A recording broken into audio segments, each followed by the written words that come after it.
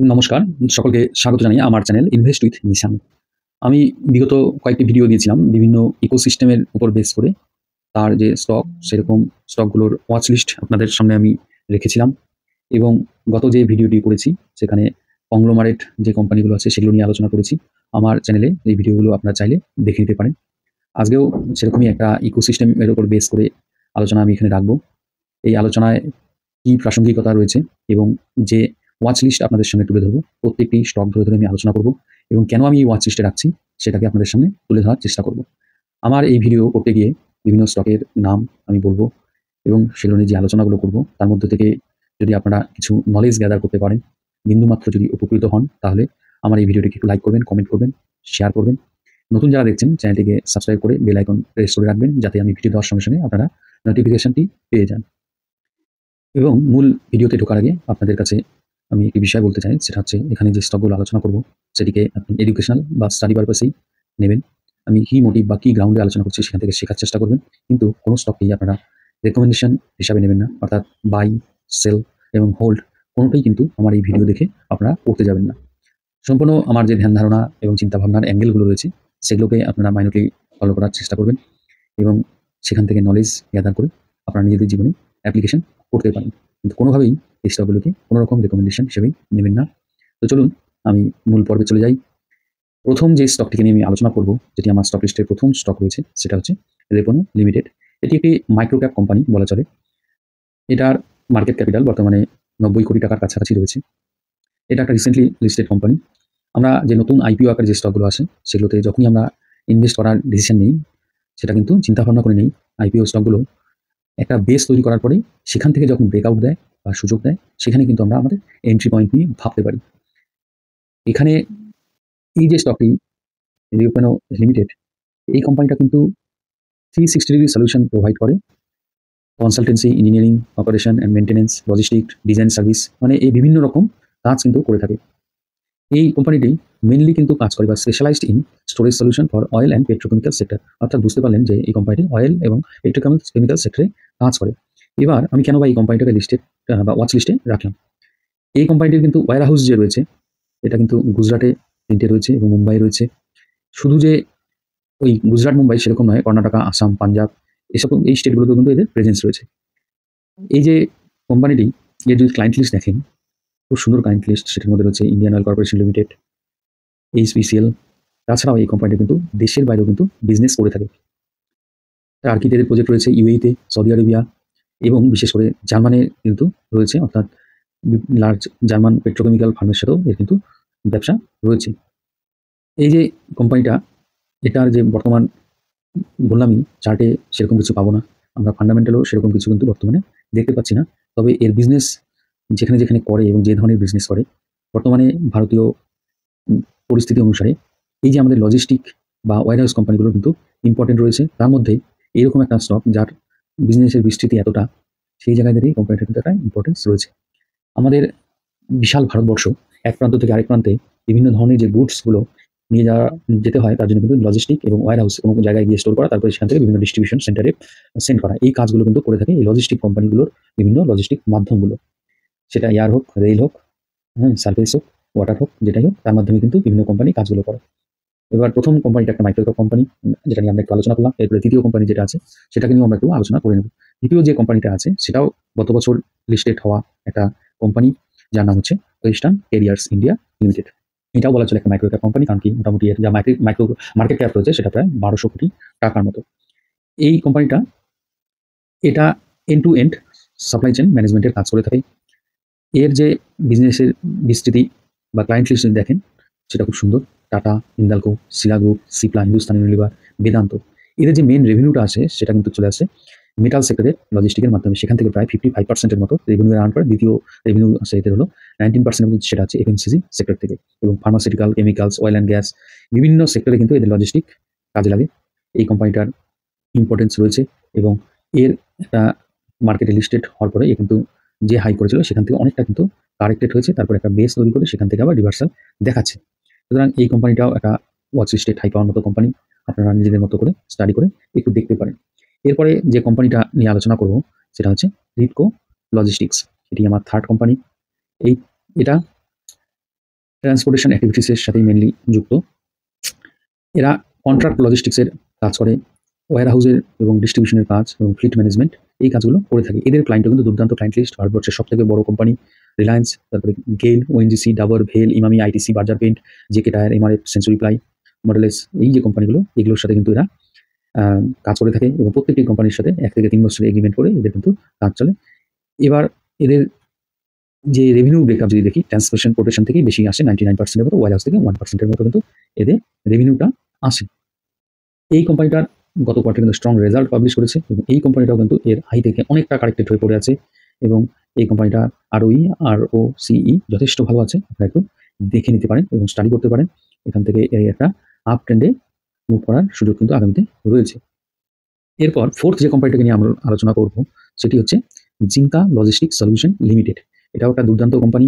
এই কোম্পানিটা একটু অন্যরকম কাজ করে, টোলিং সার্ভিসের কাজ করে। আমরা যে এর হলো মেন রেভিনিউটা কিন্তু আসে একটা ব্র্যান্ডের আন্ডারে, সেটা হচ্ছে ব্ল্যাক বাক নামে একটা ব্র্যান্ড রয়েছে, সেটার আন্ডারে কিন্তু এদের কাজ হয়।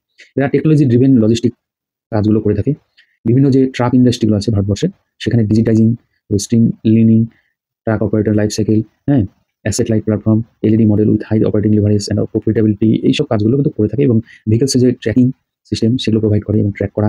তাছাড়াও এই কোম্পানিটার একটা অদ্ভুত বিজনেস রয়েছে, লজিস্টিক কোম্পানি হলো, সেটা হচ্ছে কমার্শিয়াল লোন কিন্তু প্রোভাইড করে এই কোম্পানিটা।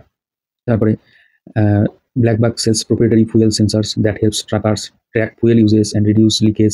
এই যে টেকনোলজিগুলো, মানে কোনো ট্যাঙ্ক থেকে লিকেজ হচ্ছে কিনা, ওইটার কি রকম কি পজিশন আছে, সেগুলো কিন্তু এই কোম্পানিটা কাজগুলো করে থাকে। এই কোম্পানিটা লজিস্টিক কোম্পানি হলেও এর কাজের ধরনটা কিন্তু অন্যরকম, সেই জন্য এই কোম্পানিটার কিন্তু একটা ইম্পর্টেন্ট কিন্তু রয়েছে। এই কোম্পানিটার অ্যাক্রস ইন্ডিয়ায় রোবাস্ট নেটওয়ার্ক কিন্তু রয়েছে, 10,000-এর উপরে ফিজিক্যাল টাচ পয়েন্ট রয়েছে, ফুললি ডিজিটাল প্ল্যাটফর্ম, হ্যাঁ, স্ট্রং ইউজার এনগেজমেন্ট। এই যে কোম্পানিটা, এই যে ডিজিটাল ব্যাপার-স্যাপার এবং আধুনিক ব্যাপার-স্যাপার, এগুলো কিন্তু একটা ইম্পর্টেন্স বর্তমানে কিন্তু রয়েছে। এর ক্লায়েন্ট লিস্টও কিন্তু যথেষ্ট ভালো। Hindustan Unilever limited, Reliance, Asian Paints, তারপরে কোলগেট-পালমোলিভ, এই যে কোম্পানিগুলো আছে এদের কিন্তু ক্লায়েন্টের মধ্যে এই কোম্পানিগুলো রয়েছে। এর অর্ডার পাইপলাইন কিন্তু ভালো রয়েছে। এই কোম্পানিটাকে নিয়েও আপনারা একটু স্টাডি করে দেখতে পারেন। এরপরে আমরা যে কোম্পানিটাকে আলোচনা করব সেটি হচ্ছে আমার 5th কোম্পানি, যার নাম হচ্ছে সাংভি মুভার্স। এই কোম্পানিটা কি করে? এদের প্রচুর ক্রেন রয়েছে, এরা রেন্টে ক্রেন দেয়, সেখান থেকে এরা রেভিনিউ আর্ন করে। আপনারা এই বিভিন্ন যে telescopic, lattice boom cranes, crawler lattice boom cranes, এই কোম্পানিটা এই ধরনের ক্রেনগুলোকে ভাড়া দিয়ে সেখান থেকে কিন্তু এরা আর্ন করে। এটা লার্জেস্ট ক্রেন হায়ারিং কোম্পানি। তো এই কোম্পানিটারও লজিস্টিক এর সাথে যুক্ত থাকলেও এর কিন্তু কাজের ধরনটা একটু অন্যরকম। যেমন বিভিন্ন উইন্ড মিল আছে, রিফাইনারি এবং gas, cement industry, power sector, still metal, wind EPC projects, এই যে কাজগুলো যেখানে যেখানে হয় সেখানে সেখানে এরা কিন্তু ক্রেনের যে প্রয়োজনীয়তা সেটা মিট আপ করে কিন্তু এই কোম্পানিটি। সুতরাং এই কোম্পানিটাকে নিয়েও আপনারা চিন্তাভাবনা করতে পারেন। এর একটা রিভার্সাল কিন্তু দেখতে পাওয়া যাচ্ছে। এই কোম্পানিটা বিগত কয়েকদিন ধরে এর যে মুভমেন্ট কিন্তু একটা মোমেন্টামের মধ্যে দেখা যাচ্ছে। মানে এই কোম্পানিটাকেও কিন্তু আপনারা লিস্টে রাখতে পারেন। কারণ কি, এর যে আপনার ক্লায়েন্ট লিস্ট যদি দেখেন অবাক করা, আদানি রিনিউয়েবল, জেএসডব্লিউ স্টিল, ভেল, কার্নেডি শিপ বিল্ডার্স, তারপরে Ambuja cement, Indian Oil Corporation, Dilip Buildcon, এই যে কোম্পানিগুলোর নাম কিন্তু আপনারা সকলেই কিন্তু জানেন। এই কোম্পানিগুলো হচ্ছে এর ক্লায়েন্টস, এই সাংভি মুভার্স। এই কোম্পানিটাকে নিয়েও আপনারা একটু স্টাডি করে দেখতে পারেন। এরপরে আমরা যে কোম্পানিটাকে নিয়ে আলোচনা করব, আপনারা সকলেই এই কোম্পানিটার নাম আশা করি জানেন। কারণ কি, আমরা এখন সবাই কিন্তু কম বেশি আমরা ই-কমার্স প্ল্যাটফর্মে বাড়ির ছোট-মোটো জিনিস থেকে বড় জিনিস পর্যন্ত কিন্তু পারচেজ করে থাকি। এই কোম্পানিটা কিন্তু আমাদের কাছে প্রচুর পার্সেল বাড়িতে এসে দিয়ে যায়। যারা ই-কমার্স প্ল্যাটফর্মে বাই করেন তারা কিন্তু জানেন। এরা খুব ভালো একটা মোমেন্টামের মধ্যে রয়েছে। এই স্টকটি যে হাই করেছিল সেখান থেকে কিন্তু অনেকটা কারেক্টেড হয়ে এখন অল টাইম হাই যেটা আছে সেটাকে ব্রেক করার দিকে, বা এই ১ বছর যে হাইটা করেছে সেইটা ব্রেক করার উপক্রম কিন্তু হয়েছে। এই যে কোম্পানিটার একটু আপনারা হাই দেখবেন, কিন্তু বায়ার্সদের সেন্টিমেন্ট কিন্তু খুব পজিটিভ এই কোম্পানিটার ক্ষেত্রে এবং এই কোম্পানিটি যে ধরনের বিজনেস করছে এবং এদের বিজনেসের যে স্ট্র্যাটেজি সেটা কিন্তু সুন্দর। আমরা মাঝেই শুনতে পেয়েছিলাম যে এরা ড্রোন বেসড ডিস্ট্রিবিউশন করবে, মানে অর্থাৎ পার্সেল ড্রোনের থ্রুতে নির্দিষ্ট অ্যাড্রেসে পৌঁছে দেবে। এর মধ্যে এরা কিন্তু ইকম কম এক্সপ্রেস বলে যে কুরিয়ার সার্ভিসটা ছিল সেটাকে কিন্তু এরা অ্যাকোয়ার করেছে। এবার আমরা জানি আগামী ১ মাস পরেই কিন্তু ফেস্টিভ সিজন প্রায় শুরু হয়ে যাচ্ছে এবং ফেস্টিভ সিজনের সময় কিন্তু আমরা প্রচুর অনলাইনে কেনাকাটা করি ই-কমার্সের প্ল্যাটফর্মে। তখন কিন্তু প্রচুর কিন্তু এদের রেভিনিউ গ্রো করার একটা চান্সেস রয়েছে এবং যেকোনো স্টক যদি একবার অল টাইম হাইকে বা ইয়ার উইদিন এ ইয়ারের যে হাইটা করে সেটাকে ক্রস করে, তার মধ্যে আমরা একটা মোমেন্টাম দেখতে পারি। এবার আপনারা ওয়াচ লিস্টে রেখে স্টাডি করে দেখতে পারেন এবং অবজারভেশনে রাখতে পারেন। এরপর যে কোম্পানিটিকে নিয়ে আলোচনা করব সেটি আমার 7th কোম্পানি বা 7ম কোম্পানি, সেটা হচ্ছে টিসিআই এক্সপ্রেস লিমিটেড। এরা কার্গো লজিস্টিক কোম্পানি। এরা অ্যাক্রস ইন্ডিয়ায় কিন্তু সার্ভিস প্রোভাইড করে। এরা ভেরিয়াস মোড অফ ডিস্ট্রিবিউশন সিস্টেমের কিন্তু কাজ করে থাকে। সার্ফেস এক্সপ্রেস রয়েছে, rail express, domestic and international air express. এদের একটা অন্যরকম বিজনেস রয়েছে, সেটা হচ্ছে ফার্মা কোল্ড চেইন এক্সপ্রেস। অর্থাৎ যে টেম্পারেচার সেন্সিটিভ যে শিপমেন্টসগুলো, যেমন কোনো ভ্যাকসিন যেটা একটা নির্দিষ্ট টেম্পারেচারে রেখে তারপর কিন্তু ক্যারি করতে হয়, সেই ধরনের যে প্রোডাক্টগুলোকে ক্যারি করে, এবং এদের কিন্তু সেরকম ইনফ্রাস্ট্রাকচার রয়েছে যার মধ্যে দিয়ে এই কোল্ড চেইন লজিস্টিকটা এরা চালিয়ে দিতে পারে, অপারেশনটা কিন্তু মেনটেন করে এরা। এই যে কাজগুলো করে না এরা, এরোস্পেস এবং ডিফেন্স, তার মধ্যে একটা কাজ কনজ্যুমার ডিউরেবল, এফএমসিজি প্রোডাক্ট, এই সেগুলো লজিস্টিকের কাজ করে, টেক্সটাইল এবং গার্মেন্টস, এদের কাজের ব্যাপ্তি কিন্তু প্রচুর। এদের 28টি শর্টিং সেন্টার অ্যাক্রস ইন্ডিয়া রয়েছে, এবং এদের যে পাইপলাইন রয়েছে এবং ক্যাপেক্স করার যে মেটেরিয়াল রয়েছে, এদের কিন্তু ম্যানেজমেন্ট যেটা বলছে যে 2027-এর মধ্যে এরা 500 কোটি টাকার ক্যাপেক্স কিন্তু করবে। সুতরাং এই কোম্পানিটার মধ্যে একটা গ্রোথ আমরা ভালো রকমের দেখতে পারি। এবং এই কোম্পানিটার বর্তমান যদি আমরা টেকনো ফান্ডা অ্যানালিসিস করে দেখি, তাহলে দেখবো চার্ট প্যাটার্নের মধ্যেও একটা ভালো রকমের প্যাটার্ন তৈরি হচ্ছে, এবং ফান্ডামেন্টালি কোম্পানিটা কিন্তু যথেষ্ট কিন্তু স্ট্রং রয়েছে। সুতরাং এই কোম্পানিটাকেও আমি আমার ওয়াচ লিস্টে রেখেছি, বিশেষ করে যে কারণগুলো এতক্ষণ ধরে আলোচনা করলাম সেই কারণে কিন্তু রাখা হয়েছে। এরপর আমাদের 8th যে কোম্পানিটা রয়েছে সেটি হচ্ছে টিভিএস সাপ্লাই চেইন। আপনারা এই কোম্পানিটা কয়েকদিন ধরে কিন্তু, যদি যারা সবসময় স্টক মার্কেটের সাথে যুক্ত থাকেন, দেখবেন আপনার যেখানেই আপনি খুলুন সেখানে কিন্তু দেখতে পারবেন এই কোম্পানিটাতে দেখাচ্ছে কোনো না কোনো কারণে যে ভলিউম বেশি হচ্ছে বা ট্রেড বেশি হচ্ছে বা এর মধ্যে একটা জাম্প দেখা যাচ্ছে। এই কোম্পানিটা কয়েকদিন ধরে কিন্তু ফোকাসে কিন্তু আসছে। যে কোম্পানিটা যে হাই করেছিল এর আগে, সেই হাই থেকে অনেকটা কারেক্টেড প্রাইসে কিন্তু রয়েছে। এই কোম্পানিটাকে নিয়ে একটু স্টাডি করবেন। এটা integrated supply chain solution provide করে, নেটওয়ার্ক সলিউশন, এবং এদের ওয়্যার হাউস কিন্তু রয়েছে প্রচুর, যেখানে স্টোর করা হয় জিনিস এবং সেখান থেকে পরে ডিস্ট্রিবিউশন করা হয়। এবার এদের বড় বড় ক্লায়েন্ট কিন্তু রয়েছে। এরা, এদের যে কাস্টমার বেস রয়েছে সেটা কিন্তু বিভিন্ন ইন্ডাস্ট্রির মধ্যে আছে। Tech, infra, automotive, rail, utilities, এই যে বিভিন্ন যে এই সেক্টরগুলো যে কোম্পানিগুলো আছে, সেগুলো কিন্তু এদের ক্লায়েন্ট। এবার এই কোম্পানিটাকেও একটু ভালো করে আপনারা স্টাডি করে ওয়াচ লিস্টে রাখতে পারেন। এদের যে মেইন কাজটা আছে না, সেটা হচ্ছে বিভিন্ন ধরনের যে বাইক বা কার, এগুলো এক জায়গা থেকে আরেক জায়গায় ক্যারি করে নিয়ে যায়। যেমন হচ্ছে হিরো মোটোকর্প, এরা কিসের কাজ করে? বাইকের বিজনেস, টু হুইলারের business, Ashok Leyland, TVS Motor, Dennis Eagle, এই যে কোম্পানিগুলো আছে এদের লজিস্টিকের কাজগুলো কিন্তু এরা করে থাকে। এই কোম্পানিটা একটা ওয়াচ লিস্টে থাকার মতো কিন্তু কোম্পানি। এরপর যে কোম্পানিটাকে নিয়ে আলোচনা করব সেটা আপনারা সকলেই জানেন, অ্যাজিস ব্যাপক লজিস্টিক কোম্পানি। এটাও নিউলি লিস্টেড একটা কোম্পানি। আপনারা অনেকেই হয়তো এর আইপিও পেয়ে থাকতে পারেন। এখন এই যে কোম্পানিটা, এর কিন্তু গুরুত্ব রয়েছে, কারণ কি এর টোটালি কাজ করে লিকুইফাইড পেট্রোলিয়াম গ্যাস এবং ভেরিয়াস যে লিকুইড প্রোডাক্ট আছে তার উপরে কিন্তু এই কোম্পানিটা কাজ করে থাকে। এটা একটা joint venture company, Aegis logistics limited, আর হচ্ছে রয়্যাল ভ্যাপক বলে একটি কোম্পানি আছে, এটি গ্লোবাল লিডার, একদম বড় একটি কোম্পানি। তার সাথে কোলাবোরেশনে বা জয়েন্ট ভেঞ্চারে কিন্তু এরা কাজ করে থাকে। এবার কি কাজ করে? বিভিন্ন যে এলপিজি গ্যাস তার স্টোরেজ টার্মিনালের বিজনেস এদের রয়েছে। তারপরে এদের কিন্তু প্রায় 18টা লিকুইড স্টোরেজ টার্মিনাল রয়েছে ইস্ট এবং ওয়েস্ট কোস্টে। এদের ইস্ট এবং ওয়েস্ট কোস্টে যে পয়েন্টগুলো আছে সেগুলো গুজরাটে যেমন রয়েছে, তারপরে হলদিয়াতে রয়েছে। এই যে ওয়েস্ট কোস্টে হলো তার মধ্যে মুম্বাই, কানলা, কোচি, ম্যাঙ্গালোর, পিপাভাব। এই পিপাভাবে তো প্রায় 100% এদের যে স্টোরেজটা আছে সেটা কিন্তু সাপোর্ট প্রোভাইড করে এই কোম্পানিটি। তারপরে ইস্ট কোস্টের মধ্যে কিন্তু রয়েছে হলদিয়া। সুতরাং এই কোম্পানিটার কিন্তু একটা আগামীতে ইম্পর্টেন্ট আছে, এবং বর্তমানেও কিন্তু ইম্পর্টেন্ট আছে। রিসেন্টলি লিস্টেড কোম্পানিতে যে কোনো সময় ট্রেড করতে গেলে পরে এর বেস তৈরি করার জন্য সুযোগ দিতে হয়। তারপরে সুযোগ বুঝে এখানে এন্ট্রি পয়েন্ট খুঁজতে হয়, এবং এটাকে ওয়াচ লিস্টে রাখতে পারেন, কারণ এর ক্লায়েন্ট লিস্ট কিন্তু ভালো রয়েছে। Indian Oil corporation limited, BPCL, SPCL, এবং প্রাইভেট যে জায়ান্ট কোম্পানিগুলো আছে তার মধ্যে রিলায়েন্সও কিন্তু এর কিন্তু ক্লায়েন্ট। সুতরাং এই ছিল আমার 9th কোম্পানি।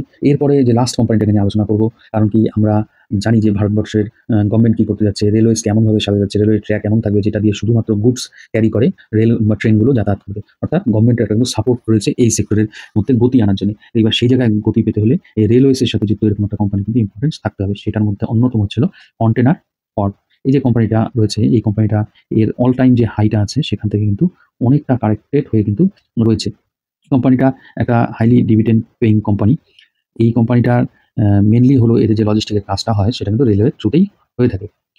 সুতরাং এই কোম্পানিটা যখন রেলওয়েজের দিকে যখন সরকার বা গভর্নমেন্ট জোর দেবে, তখন এই কোম্পানিটাতেও একটা আমরা আগামীতে কিন্তু গ্রোথ দেখতে পারি। তো এই কোম্পানিটাকেও আমরা কিন্তু ওয়াচ লিস্টে রাখতে পারি, যেহেতু একটা গভর্নমেন্টের একটা ইনিশিয়েটিভের কথা চলছে এবং গভর্নমেন্ট কোম্পানি যেহেতু এটা, সুতরাং এর কিন্তু গুরুত্ব কিন্তু রয়েছে। এই কোম্পানিটা যেমন ট্রান্সপোর্টেশনের কাজগুলো করে বাই রেল, এছাড়াও এটা কিন্তু ম্যানেজমেন্ট করে বিভিন্ন যে পোর্টস, এয়ার কার্গো কমপ্লেক্সেস এবং এস্টাবলিশেস কোল্ড চেইনস, এগুলোর উপরে কিন্তু এরা কাজ করে থাকে। মানে কোল্ড চেইনের কাজটাও কিন্তু এরা করে।